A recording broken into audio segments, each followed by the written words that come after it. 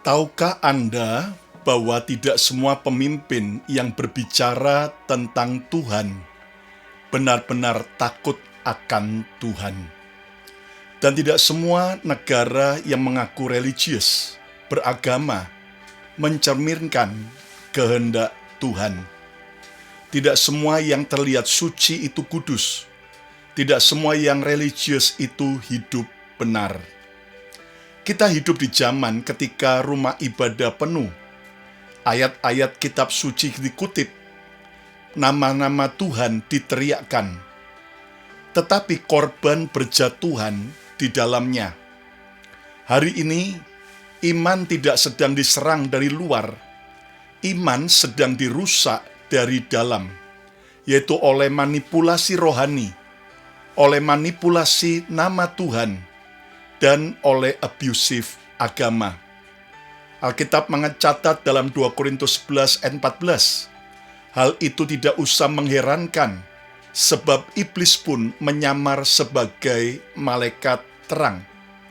Iblis bisa menyamar sebagai malaikat terang, bahkan masuk ke dalam rumah ibadah, bahkan menyusup ke dalam diri pemimpin agama.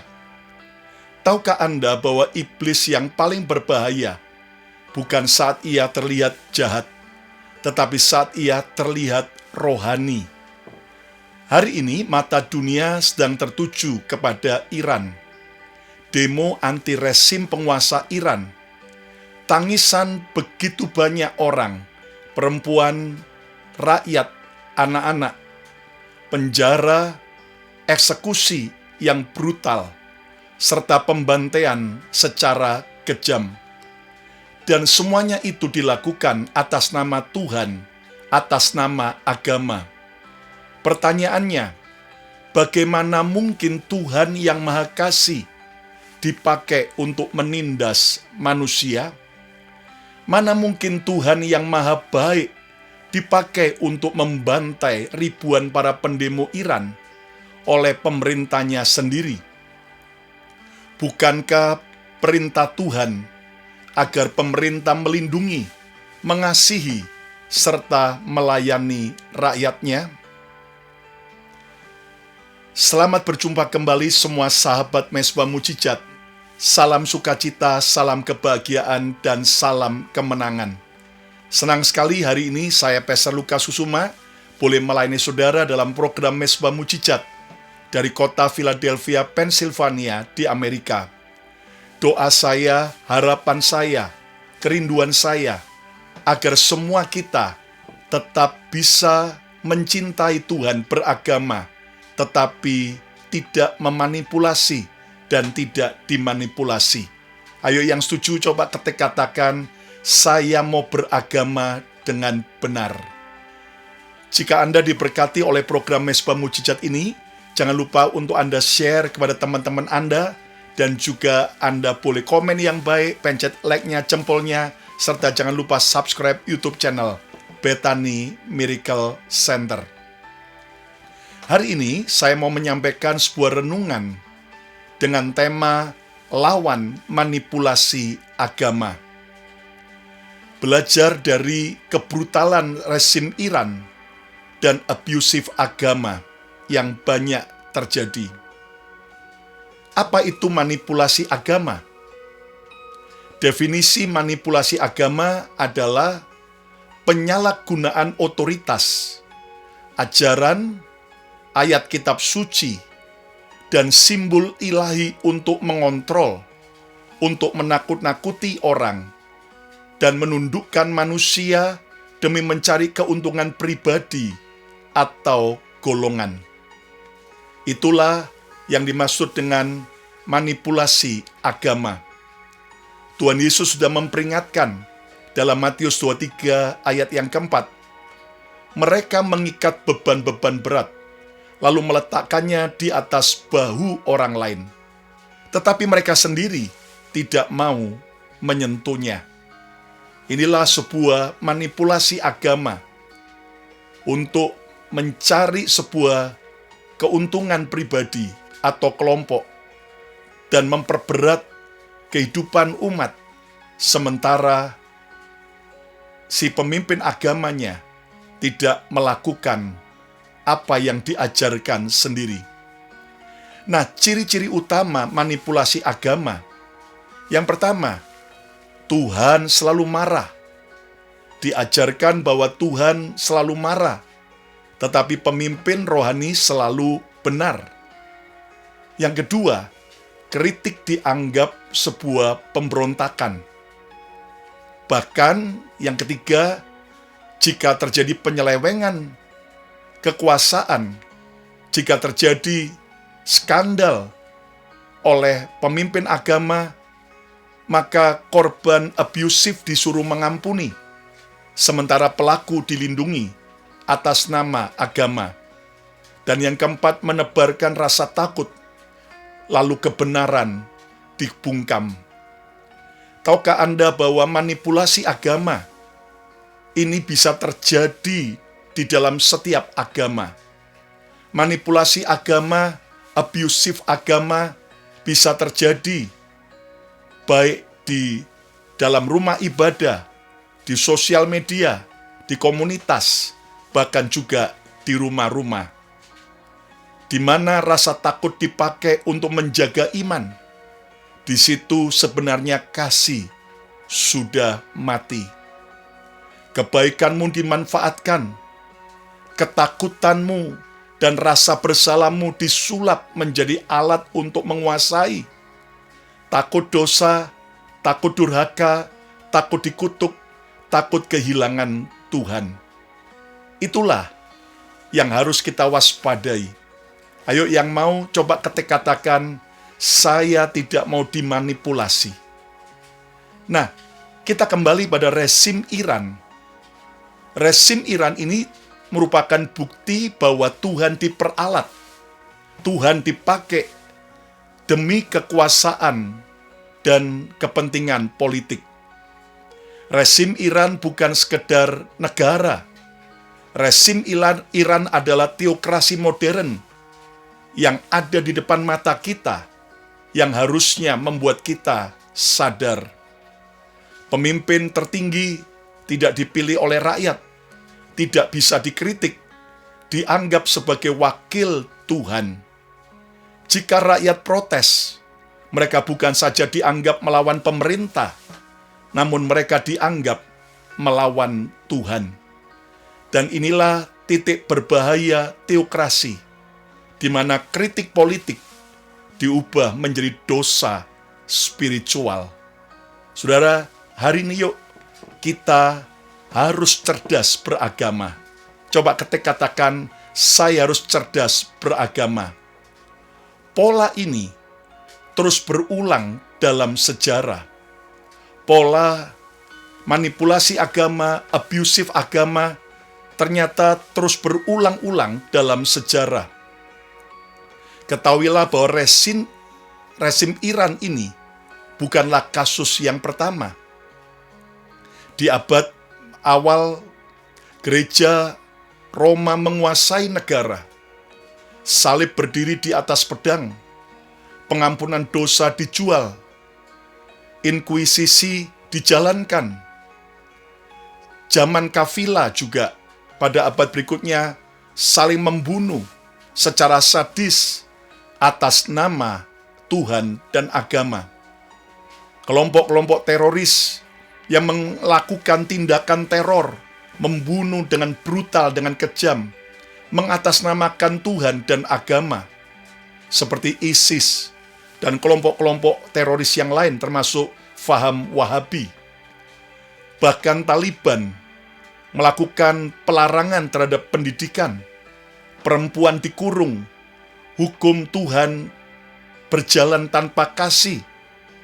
Nah, tahukah Anda, bentuk modern manipulasi agama mungkin tanpa sadar ada di sekitar kita.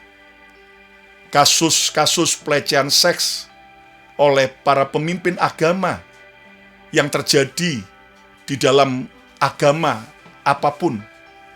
Kita dikagetkan dengan berita-berita bagaimana skandal seks, pelecehan seks yang terjadi, baik itu ada, saudaraku, di kuil, ada di gereja, ada juga di pondok pesantren, bahkan kasus abusive power oleh pemimpin agama dalam bentuk kekerasan, fanatisme yang salah, tindakan cult, atau sudah penyembahan kepada si pemimpin, sosok pemimpin agamanya itu.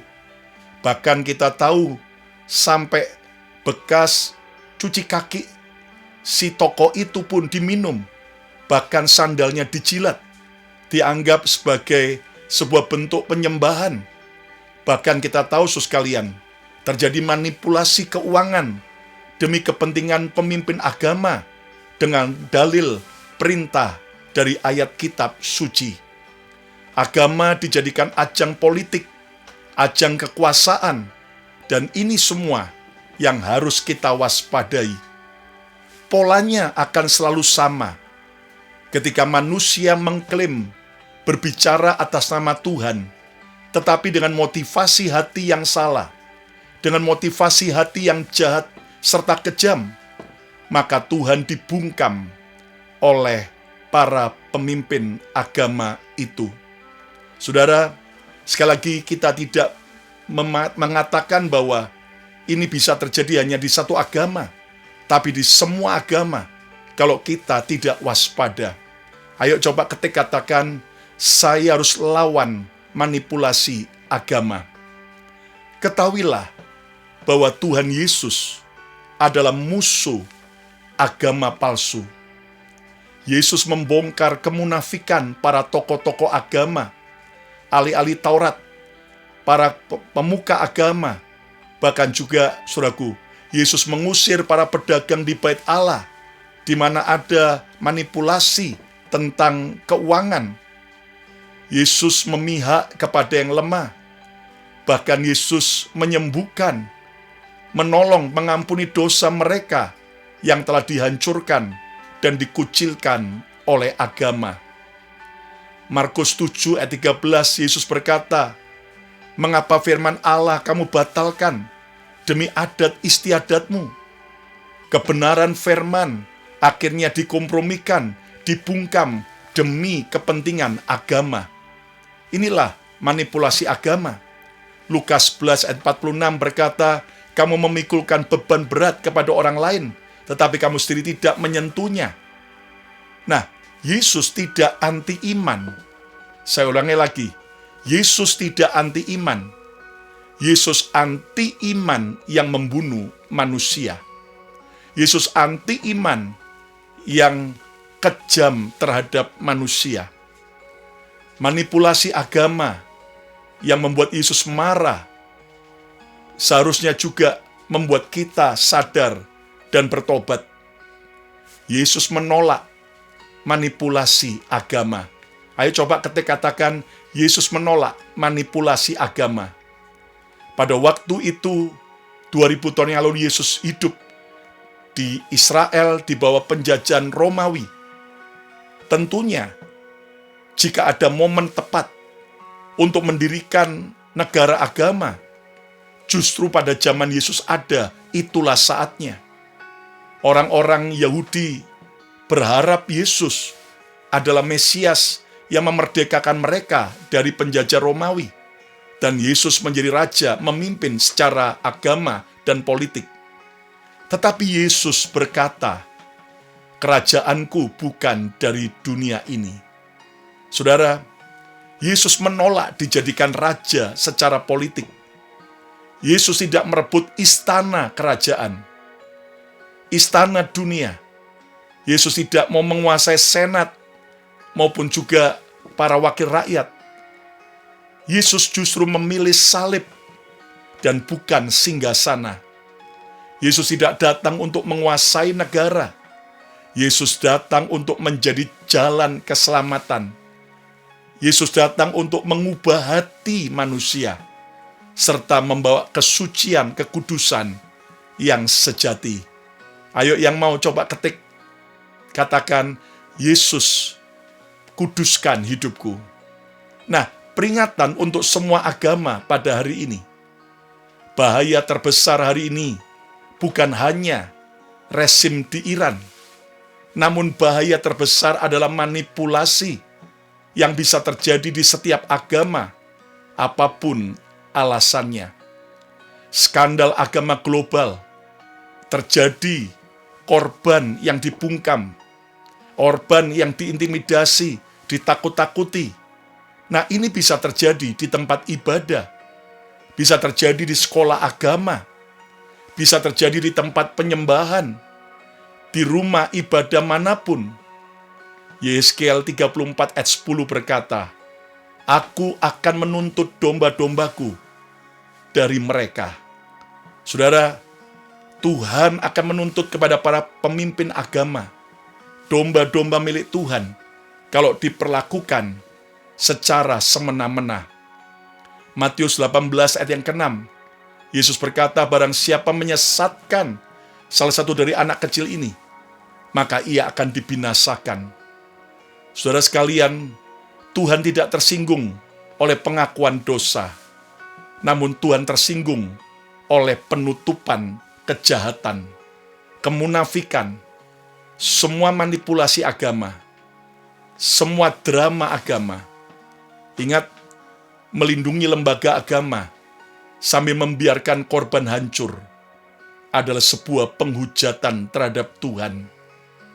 Saat institusi agama haus akan pengaruh politik, menghalalkan kebohongan, mencari keuntungan pribadi, membungkam kritik dengan ayat-ayat firman yang menakut-nakuti, itu bukan iman lagi, namun itu adalah ideologi. Yesus tidak pernah memerintah dengan paksaan. Yesus tidak pernah mengajarkan kekerasan, tetapi Yesus mengajarkan kasih dan pengorbanan. Ayo yang setuju katakan, "Aku mau hidup dalam kasih dan pengorbanan." Apa aplikasi buat kita pribadi? Jangan menggunakan Tuhan untuk memanipulasi kepentingan kita. Manipulasi agama tidak hanya terjadi di negara, namun manipulasi agama bisa terjadi di rumah kita, di tempat ibadah, dalam komunitas. Saat kita berkata, "Tuhan, berkati aku, beri aku mujizat, tolong aku, sembuhkan aku. Namun kalau Engkau tidak menolong aku, awas Tuhan, aku mau tinggalkan Engkau." Itu adalah bentuk manipulasi agama. Kita jadikan Tuhan sebagai jongos kita untuk mengikuti kehendak dan kemauan kita. Bahkan ketika seseorang berkata, "Aku yang paling rohani, ajaranku yang paling benar, jadi yang lain salah, jangan kritik aku." Disitulah benih tirani rohani dimulai. Saudara, dan masih banyak lagi manipulasi agama yang tanpa sadar sedang terjadi hari ini. Ayo kita bertobat. Mika 6 ayat 8 berkata, "Hai manusia, telah diberitahukan kepadamu apa yang baik, dan apakah yang dituntut Tuhan daripadamu, selain berlaku adil, mencintai kesetiaan, dan hidup rendah hati di hadapan Allahmu." Tuhan menuntut agar kita berlaku adil, mencintai kesetiaan, dan hidup dengan rendah hati di hadapan Tuhan. Ayo coba katakan, berlaku adil, mencintai kesetiaan, rendah hati. Saudara, itulah ciri kalau kita menghidupi agama yang kita percayai. Nah, bagaimana membedakan suara Tuhan dan manipulasi agama? Tuhan Yesus mengajarkan dalam Yohanes 10 ayat yang ke-10, "Pencuri datang hanya untuk mencuri dan membunuh dan membinasakan. Aku, Yesus, datang supaya mereka mempunyai hidup dan mempunyainya dalam segala kelimpahan." Lihat, inilah beda pencuri dan Yesus gembala yang baik. Pencuri, manipulasi agama, hanya mencuri, membunuh, dan membinasakan. Semua akan diperalat, dipakai hanya untuk kepentingan dirinya, kepentingan golongannya. Sementara Yesus datang memberi hidup ada sebuah korban yang Tuhan berikan bagi kita, yaitu hidup kekal. Barang siapa percaya Yesus, ia beroleh hidup yang kekal dan mempunyainya dalam segala kelimpahan. Bukan hanya kelimpahan soal keuangan, tapi kelimpahan dalam kebaikan, kelimpahan dalam kebahagiaan, dalam damai sejahtera, kelimpahan hikmat, kelimpahan yaitu saudaraku kreativitas, kelimpahan inspirasi. Nah, kita percaya bahwa itulah yang membedakan antara suara Tuhan dan manipulasi. Yaitu apa? Buahnya, hasilnya. Apakah hidupmu justru tercuri, terbunuh, terbinasakan, ketakutan, terintimidasi, ataukah justru engkau mempunyai hidup penuh dengan kelimpahan? Yakobus 3 ayat 17 berkata, tetapi hikmat yang dari atas, yang dari Tuhan, adalah pertama-tama murni, selanjutnya pendamai, peramah, penurut, penuh belas kasihan, dan buah-buah yang baik, tidak memihak dan tidak munafik. Inilah hikmat yang dari Tuhan. Inilah sebuah agama yang benar saat kita justru menjadi pendamai, peramah, penurut, penuh belas kasih, dan menghasilkan buah-buah yang baik, tidak memihak, nggak suka musuhan, dan tidak munafik, tetapi betul-betul hidup benar. Bagaimana dengan kita hari ini? Berapa banyak kita justru menggunakan agama untuk menyerang orang lain, untuk memakai alasan pembenaran diri sendiri? Nah, uji 3 pertanyaan ini. Yang pertama, apakah ini membawa terang atau ketakutan? Apakah saat ini ketika engkau beragama, ketika engkau sedang ada dalam sebuah institusi agama, apakah itu membawa terang atau ketakutan? Yang kedua, apakah itu memulihkan atau mengontrol, mengendalikan hidupmu? Sedih sekali, ada agama tertentu, terus terang ada gereja yang melarang umatnya untuk mendengar khotbah-khotbah dari pendeta gereja lain. Melarang umatnya tidak boleh pergi ke gereja lain manapun. Saudara sekalian, itu adalah bentuk kontrol secara rohani. Harusnya sesama tubuh Kristus, sesama gereja, selama percaya Tritunggal, percaya Yesus sebagai Tuhan dan Juru Selamat, harusnya kita saling menghargai, dan kita boleh saling belajar, bukan justru mengotak-kotak. Dan yang ketiga, pertanyaan ketiga, apakah Kristus dimuliakan atau manusia yang dipuja? Apakah pendeta yang dipuja? Apakah pemimpin agama yang dipuja?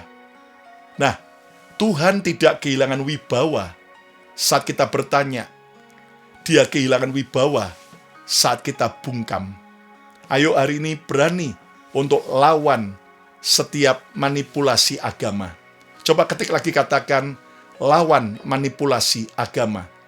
Saya tidak mengajar saudara untuk jadi pemberontak, tetapi mari kita berpikir kritis, dan kita berani speak up, tetapi tetap dengan santun dan sopan.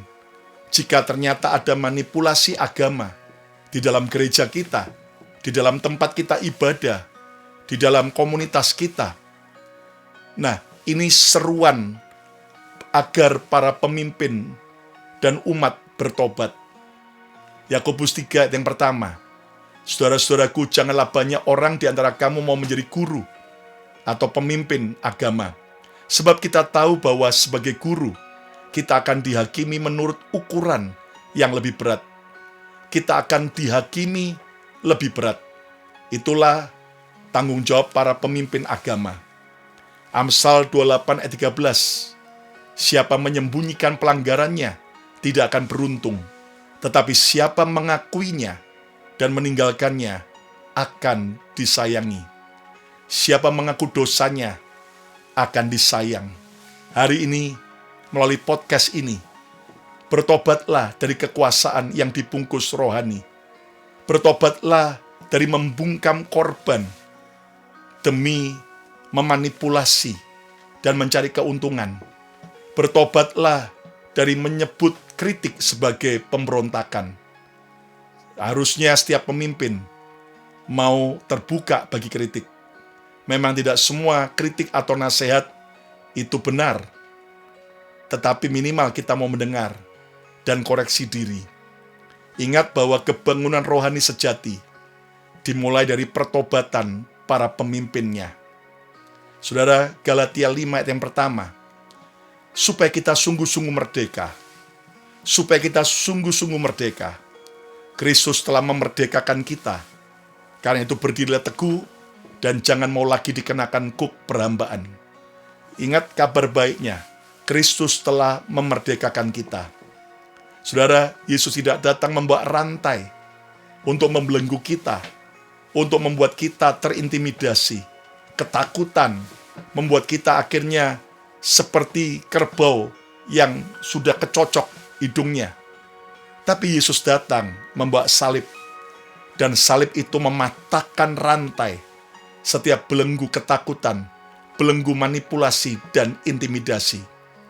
Jangan takut pada terang, jangan tunduk pada manipulasi, jangan jual iman demi kenyamanan. Tuhan tidak pernah memanggil kita untuk tunduk pada kebohongan atau kemunafikan. Tuhan memanggil kita untuk tunduk kepada kebenaran sejati. Yang setuju, ayo coba ketik katakan, saya mau hidup dalam kebenaran. Ayo kita berdoa, siapa saudara yang mau benar-benar hidup, tidak lagi terintimidasi, tidak lagi memanipulasi agama, dan tidak lagi mau dimanipulasi, tapi ikut Yesus dengan benar, ikut Tuhan dengan semangat, dengan tulus, dan mau jadi berkat. Yang mau angkat kedua tanganmu. Terima kasih Tuhan buat kebenaran yang kami belajar hari ini. Kalau ada di antara kami yang belum percaya Yesus, biar kami mau buka hati kami terima Yesus sebagai Tuhan dan Juru Selamat. Dan ampuni setiap dosa kami Tuhan. Baik kalau ada umat Tuhan yang selama ini dimanipulasi, biar kami bertobat dan kami punya keberanian untuk speak up, memberi masukan, teguran, supaya ada pertobatan. Dan selebihnya Tuhan kami juga berdoa untuk para pemimpin agama, para pengurus dalam setiap kelembagaan agama. Biar kami jujur, takut akan Tuhan, kami bersih, bertanggung jawab, dan bisa dipercaya oleh Tuhan dan oleh sesama. Baik dalam soal seks, baik dalam soal keuangan, baik dalam soal integritas, baik dalam soal kekuasaan. Biar kami menggunakan dengan cara yang benar, tertib, dan takut akan Tuhan. Berkati semua sahabat Mesbah Mujizat, yang sakit Tuhan sembuhkan, yang lemah Tuhan kuatkan. Dan biar kami betul-betul hidup bagi Kristus. Dan mati adalah keuntungan. Selama kami hidup, kami harus menghasilkan buah untuk kemuliaan nama-Mu. Terima kasih Tuhan. Dalam nama Yesus, semua kita berkata, amin, amin, amin, amin. Ayo coba ketik katakan, saya mau bebas dari manipulasi agama. Saudara, jika Anda diberkati oleh program Mesbah Mujizat ini, jangan lupa untuk Anda share kepada teman-teman Anda di sosial media, di gadget saudara, dan juga pencet like-nya, jempolnya, komen yang baik, dan juga subscribe YouTube channel Bethany Miracle Center. Follow Instagram saya, Lukas Kusuma, dan Instagram Bethany Miracle Center. Dan program Mesbah Mujizat hadir setiap hari Selasa dan Jumat jam 7.30 malam waktu Jakarta. Dan tiap hari Senin, tiap hari Rabu, Kamis, dan Sabtu akan ada tayangan dari YouTube channel Bethany Miracle Center. Ya, jam 7.30 malam itulah khotbah firman Tuhan yang akan jadi kekuatan dan berkat buat saudara. Dan hari Minggu ada 2 kali ibadah secara live dari Bethany Miracle Center Philadelphia di Amerika. Terus follow Instagram dan juga follow YouTube Bethany Miracle Center supaya Anda terus terkoneksi, terhubung dengan kami, dan biar nama Tuhan dipermuliakan. Saya Pastor Lukas Kusuma mengucapkan berkat Tuhan, jadilah cerdas sebagai pengikut Yesus. Sampai berjumpa kembali. God bless you all.